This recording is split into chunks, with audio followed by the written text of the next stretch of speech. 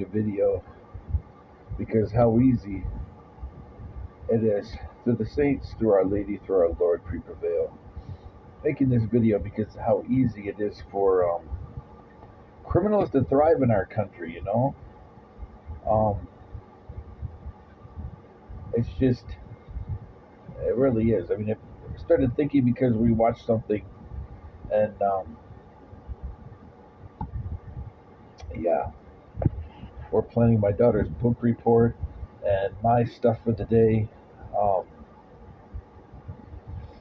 in this show, I mean, it just deals with how easy it is to trafficking. Our society, as arrogant as we've become, we're no better than the worshippers of Baal or the worshippers of Molech of old. Or those people that would sacrifice human hearts, like places like Tenochtitlan, where supposedly the blood flowed down the steps. Um, you know, uh, it's just we create systems now to separate children from their parents who are migrants, without fixing the immigration system, without finishing the wall. I'm not a QAnoner, and I did not vote for President Trump. I'm neither his worst critic nor his best supporter. Um,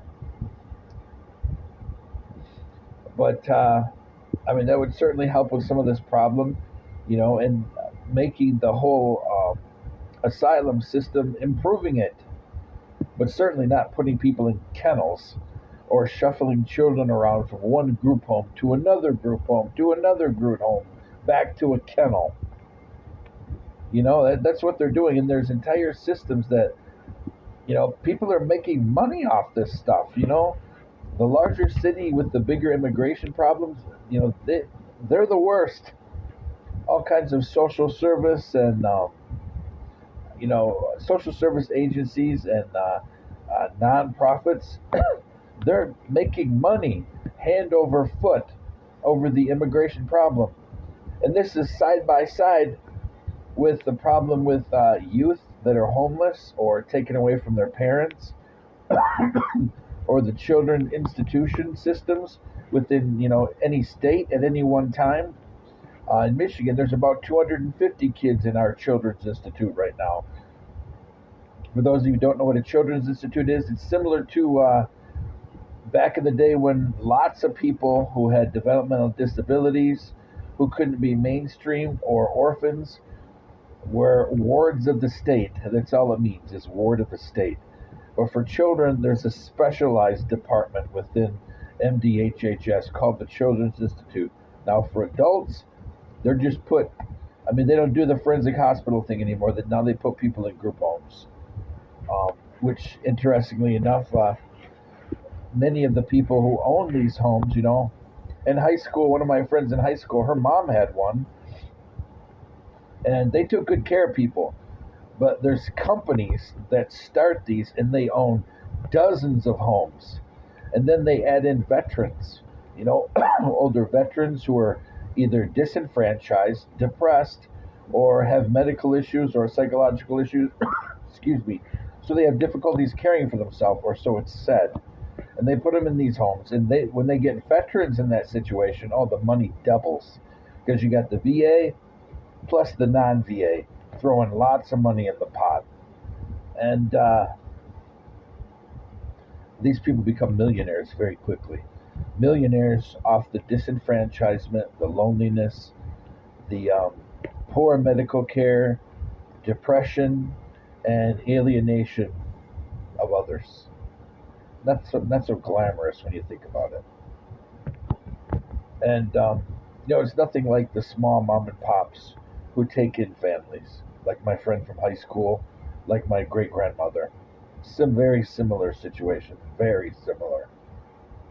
And some of those people were adopted into my grandma and my mother's family.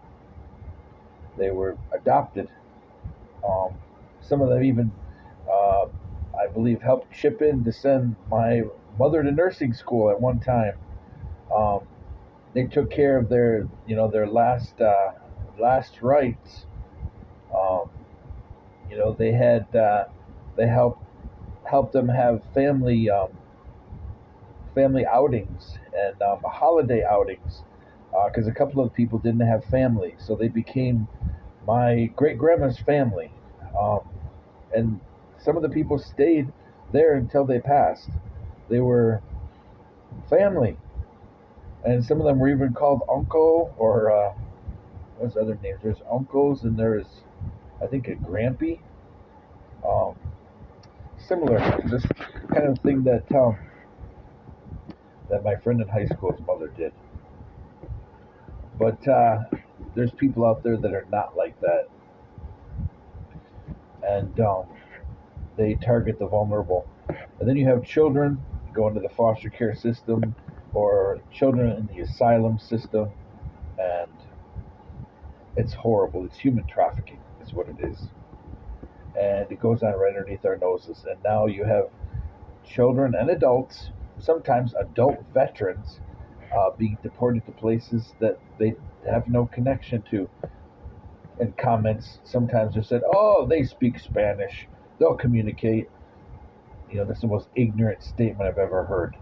There's not one kind of Spanish, but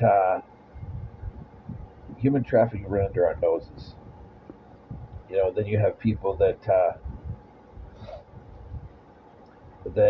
are using the system to hurt others, like some low lifes. It's just real dismal low lifes. Kind of predators. Uh, Through the window in our place, my daughter's in her bed. Resting, sometimes watching videos, sometimes playing games. I allow it every now and then. And somebody hacked her school laptop and ruined it. Um, right now, when she's in the last 2 weeks of school, so she has to finish up her projects, her assignments, and these people got away with it. I saw their face, and it's the same kind of teenage and early college age. It's like a whole group of kids. They're like carbon copies of each other. They dress the same, they act the same. Change a shirt here and there, or actually change a hoodie here and there.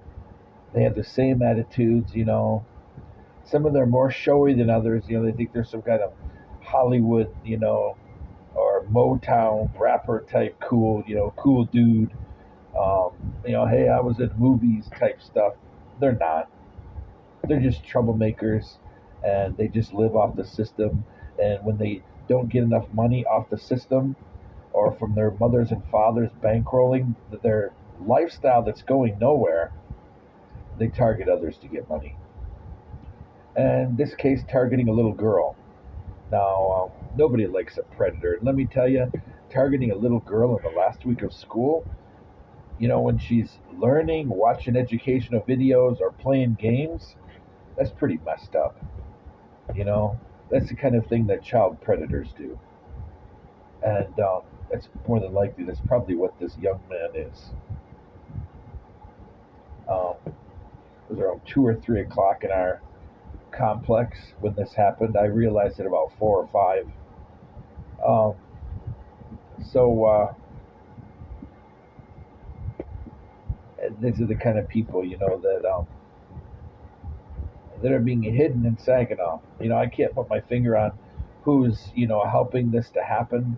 But what I can say is by police not prosecuting, prosecutors not prosecuting, people feeling bad for people because of their background or their religion or their race, um, targeting other people because of their background, their religion, or their race. Um, this is how it continues. And targeting people, based on a bunch of garbage put on some QAnon or some anonymous website, also how it continues. And, I don't care what the city of Saginaw or even the county puts on paper. This is a sanctuary city, without a doubt. And, for some of these people, I would rather provide a residence for somebody seeking refugee who's doing the right thing. They tried to follow the rules for refugee status. They're fleeing from bad people, from criminal people. They don't do things to harm others. Some of them even try to go to church regularly. I'd rather provide sanctuary for them than, as a taxpayer, provide a voucher or welfare benefits for scumbags who target others and use the system and sometimes even walk around dressed like women so they can make transgender folks look bad and so they can get away scot free with inflicting damage on other people. Oh, it was a girl. I know it was. Well, I'm sorry, ma'am. You said there was a girl here. We went around this neighborhood. There's no girl that fits that description because it wasn't a girl. And it's easy to tell with the guys because if they don't shave and they're not on the right dosage of hormone, it's pretty obvious. You're not transgender. You're fake. But sometimes with others, it's harder to tell.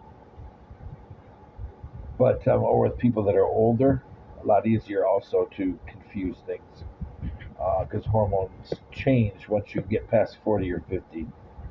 Change how your body metabolizes it and uh, how it uses those hormones. But bone structures change, skin changes, lots of things change once you hit above 40 or 50.